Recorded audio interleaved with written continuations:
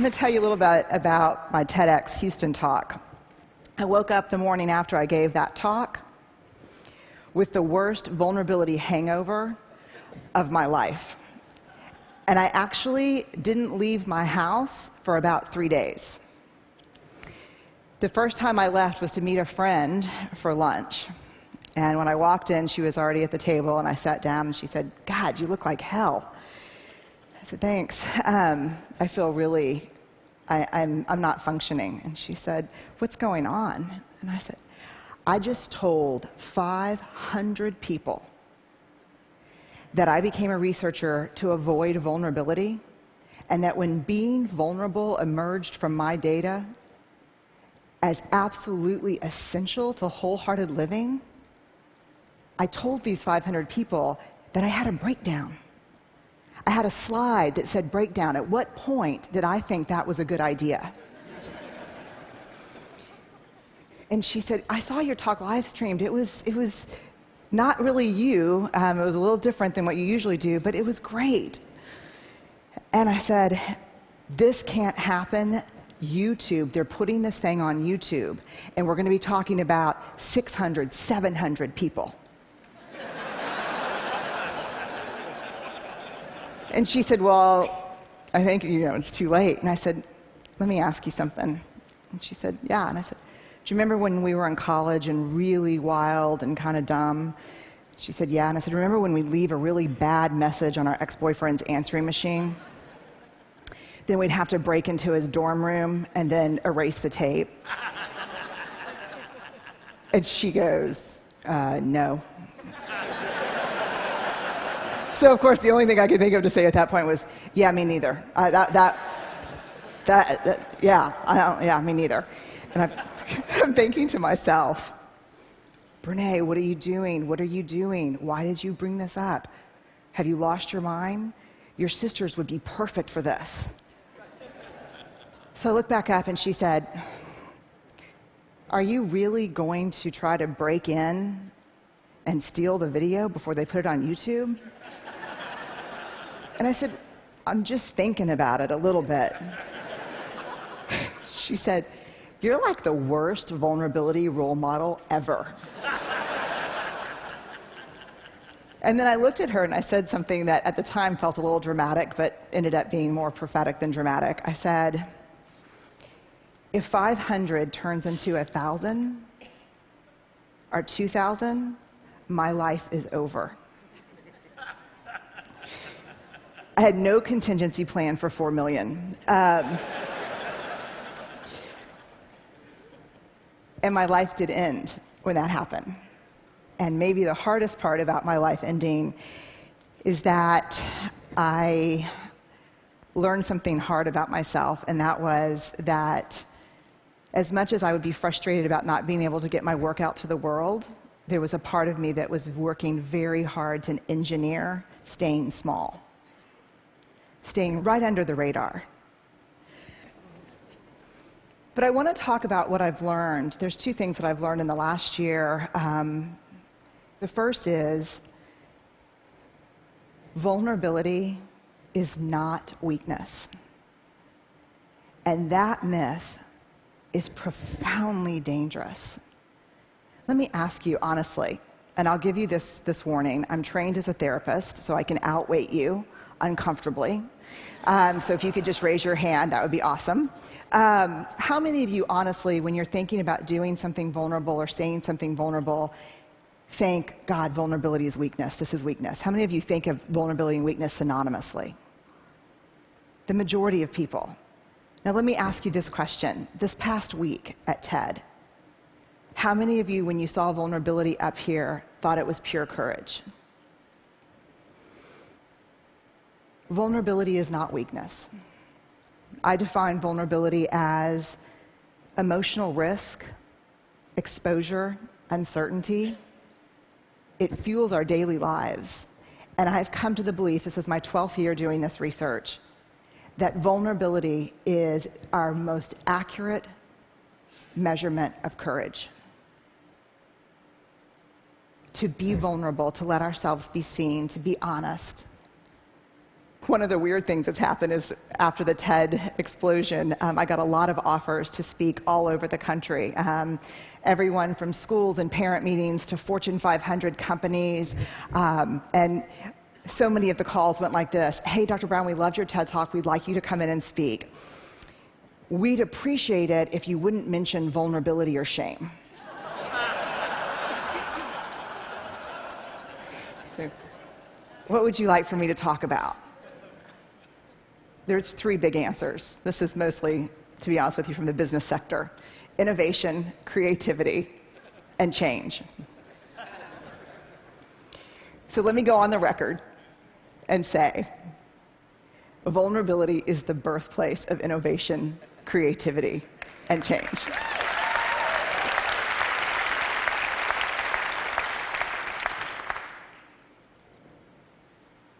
To create is to make something that has never existed before. There's nothing more vulnerable than that. Adaptability to change is all about vulnerability. The second thing, in addition to really finally understanding the relationship between vulnerability and courage, the second thing I learned is this: we have to talk about shame.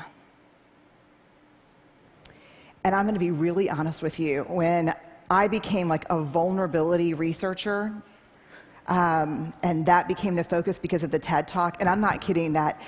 I'll give you an example. About 3 months ago, I was in a sporting goods store buying goggles and shin guards and all the things that parents buy at the sporting goods store.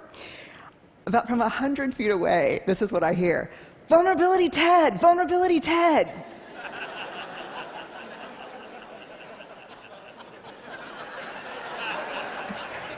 Yeah, I'm a fifth-generation Texan. Our family motto is lock and load. I am not a natural vulnerability researcher. So I'm like, just keep walking, she's on my six. And then I hear, vulnerability TED. I turn around and I go, hi. She's right here. And she said, you're the shame researcher who had the breakdown. At this point, parents are like pulling their children close to like, look away. And I'm so worn out at this point in my life. I look at her and I actually say, it was a frickin' spiritual awakening. And she looks back and does this. I know. And she said, we watched your TED Talk in my book club. Then we read your book, and we renamed ourselves the Breakdown Babes. And she said, our tagline is, we're falling apart, and it feels fantastic. You can only imagine what it's like for me in a faculty meeting. So when I became Vulnerability TED, like an action figure, like Ninja Barbie, but I'm Vulnerability TED, I thought, I'm going to leave that shame stuff behind, because I spent 6 years studying shame before I really started writing and talking about vulnerability. And I thought, thank God, because shame is this horrible topic. No one wants to talk about it. It's the best way to shut people down on an airplane. What do? I study shame. Oh. And I see you, you know.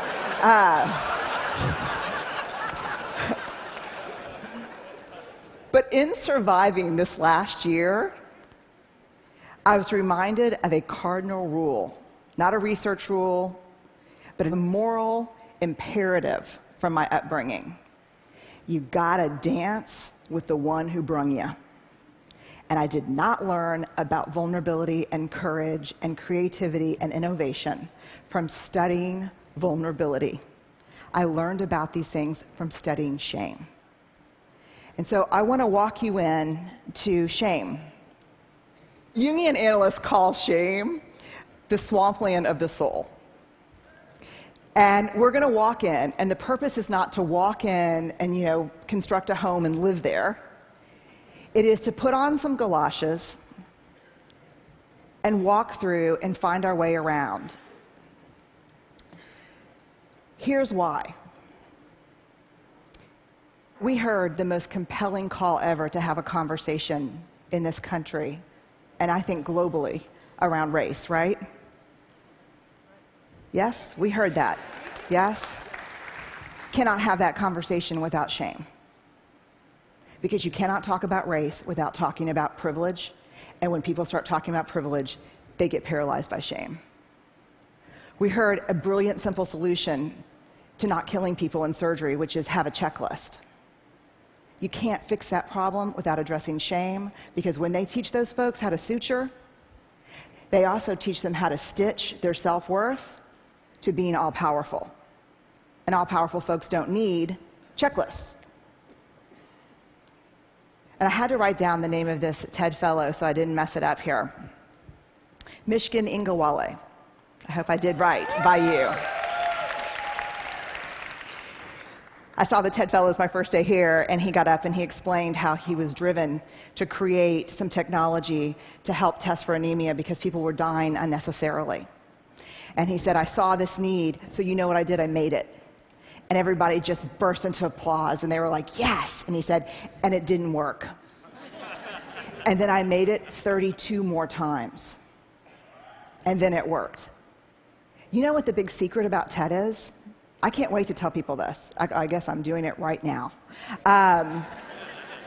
This is like the failure conference. No, it is. You know why this place is amazing? Because very few people here are afraid to fail. And no one that gets on the stage so far that I've seen has not failed. I have failed miserably, many times. I don't think the world understands that because of shame. There's a great quote that saved me this past year by Theodore Roosevelt. A lot of people refer to it as the man in the arena quote. And it goes like this: it is not the critic who counts. It is not the man who sits and points out how the doer of deeds could have done things better and how he falls and stumbles. The credit goes to the man in the arena, whose face is marred with dust and blood and sweat. But when he's in the arena, at best, he wins, and at worst, he loses. But when he fails, when he loses, he does so daring greatly. And that's what this conference to me is about. That's what life is about daring greatly, about being in the arena. When you walk up to that arena and you put your hand on the door and you think, I'm going in and I'm going to try this, shame is the gremlin who says, you're not good enough. You never finished that MBA. Your wife left you. I know your dad really wasn't in Luxembourg, he was in Sing Sing. I know those things that happened to you growing up. I know you don't think that you're pretty enough or smart enough or talented enough or powerful enough. I know your dad never paid attention even when you made CFO. Shame is that thing. And then if we can quiet it down and walk in and say, I'm going to do this, we look up and the critic that we see pointing and laughing, 99% of the time is who? Us. Shame drives two big tapes: never good enough, and if you can talk it out of that one, who do you think you are? The thing to understand about shame is it's not guilt. Shame is a focus on self, guilt is a focus on behavior. Shame is I am bad, guilt is I did something bad. How many of you, if you did something that was hurtful to me, would be willing to say, I'm sorry, I made a mistake? How many of you would be willing to say that? Guilt. I'm sorry, I made a mistake. Shame. I'm sorry, I am a mistake. There is a huge difference between shame and guilt. And here's what you need to know. Shame is highly, highly correlated with addiction, depression, violence, aggression, bullying, suicide, eating disorders. And here's what you even need to know more. Guilt, inversely correlated with those things. The ability to hold something we've done or failed to do up against who we want to be is incredibly adaptive. It's uncomfortable, but it's adaptive. The other thing you need to know about shame is it's absolutely organized by gender. If shame washes over me and washes over Chris, it's going to feel the same. Everyone sitting in here knows the warm wash of shame. We're pretty sure that the only people who don't experience shame are people who have no capacity for connection or empathy. Which means, yes, I have a little shame, no, I'm a sociopath. So I would opt for yes, you have a little shame. Shame feels the same for men and women, but it's organized by gender. For women, the best example I can give you is Anjali, the commercial. I can put the wash on the line, pack the lunches, hand out the kisses, and be work at 5 to 9. I can bring home the bacon, fry it up in the pan, and never let you forget you're a man. For women, shame is do it all, do it perfectly, and never let them see you sweat. I don't know how much perfume that commercial sold, but I guarantee you it moved a lot of antidepressants and anti-anxiety meds. Shame for women is this web of unattainable, conflicting, competing expectations about who we're supposed to be. And it's a straitjacket. For men, shame is not a bunch of competing, conflicting expectations. Shame is one. Do not be perceived as what? Weak. I did not interview men for the first 4 years of my study. And it wasn't until a man looked at me one day after a book signing and said, I love what you have to say about shame. I'm curious why you didn't mention men. And I said, I don't study men. And he said, that's convenient. And I said, why? And he said, because you say to reach out, tell our story, be vulnerable. But you see those books you just signed for my wife and my 3 daughters? I said, yeah. They'd rather me die on top of my white horse than watch me fall down. When we reach out and be vulnerable, we get the shit beat out of us. And don't tell me it's from the guys and the coaches and the dads. Because the women in my life are harder on me than anyone else. So I started interviewing men and asking questions. And what I learned is this. You show me a woman who can actually sit with a man in real vulnerability and fear, I'll show you a woman who's done incredible work. You show me a man who can sit with a woman who's just had it. She can't do it all anymore. And his first response is not, I unloaded the dishwasher. But he really listens, because that's all we need. I'll show you a guy who's done a lot of work. Shame is an epidemic in our culture. And to get out from underneath it, to find our way back to each other, we have to understand how it affects us and how it affects the way we're parenting, the way we're working, the way we're looking at each other. Very quickly, some research by Mahalik at Boston College. He asked, what do women need to do to conform to female norms? The top answers in this country: nice, thin, modest, and use all available resources for appearance.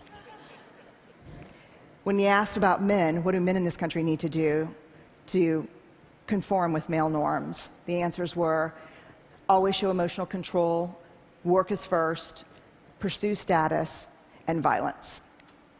If we're going to find our way back to each other, we have to understand and know empathy, because empathy is the antidote to shame. If you put shame in a petri dish, it needs 3 things to grow exponentially: secrecy, silence, and judgment. If you put the same amount of shame in a petri dish and douse it with empathy, it can't survive. The 2 most powerful words when we're in struggle: me too. And so I'll leave you with this thought. If we're going to find our way back to each other, vulnerability is going to be that path. And I know it's seductive to stand outside the arena, because I think I did it my whole life, and think to myself, I'm going to go in there and kick some ass when I'm bulletproof and when I'm perfect. And that is seductive. But the truth is, that never happens. And even if you got as perfect as you could and as bulletproof as you could possibly muster, when you got in there, that's not what we want to see. We want you to go in. We want to be with you and across from you. And we just want, for ourselves and for the people we care about, and the people we work with to dare greatly. So thank y'all very much. I really appreciate it.